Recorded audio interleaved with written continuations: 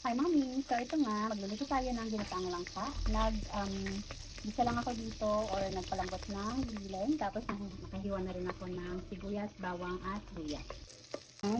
Isa lang natin itong mga sibuyas, bawang, at luya. Pag lumabas na yung aroma, pwede na natin ilagay yung langka.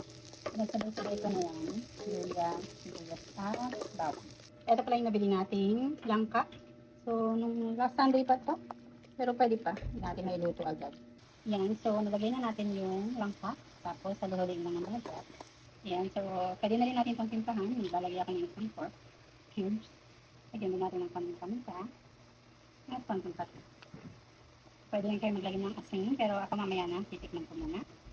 Tapos haluin mo ng baga. Lalagyan ko na rin yung gata.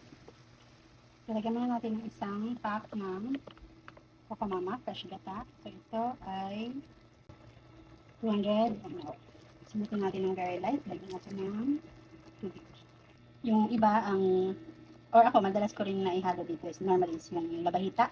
Kasi napakasarap. Pero syempre kung anong gusto nyo. Like ngayon, ground pork lang yung available ko na pang sahog. Kaya yun lang sahog natin.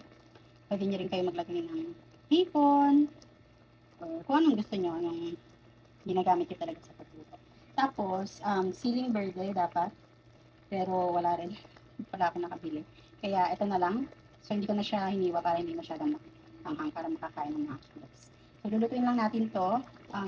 Siguro 5 to 7 minutes or so. Lagyan din natin ng suka pala. Konti lang. Pang iwas, panis.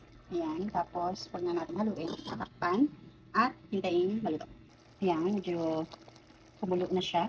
Pero parang nakulangan pa ako sa gata. So, dagdagan pa natin ng gata. Lahat na natin yun. So, total, nakagamit tayo ng Kokomama Fresh Gata, bali 400 ml. Siyempre, sisimutin natin. So, since itong bahay naman to, para sa atin, gawin na natin sobrang maraming gata para special. Okay, so hintayin na lang natin itong maluto. Siguro 4 to 6 minutes. So, nasa sa inyo kung gusto nyo ng ganito na masabaw or papatayuin nyo pa hanggang magmantika. Pero, okay na rin sa akin na medyo may sabaw-sabaw pa. Ayan, so mami, after 3 to 5 minutes, ito na siya. So, nasa sa inyo kung gusto nyo pa nga, gaya ng sabi ko kanina, kung medyo tuyot. So, siguro kung gusto nyo ng ganun, wag nyo na lang takpan para mas maritos pa yung sabaw. So, ngayon, tinikman ko na siya. Nagdagan ko pa ng konting paminta. Lagyan ko rin ng konting asin.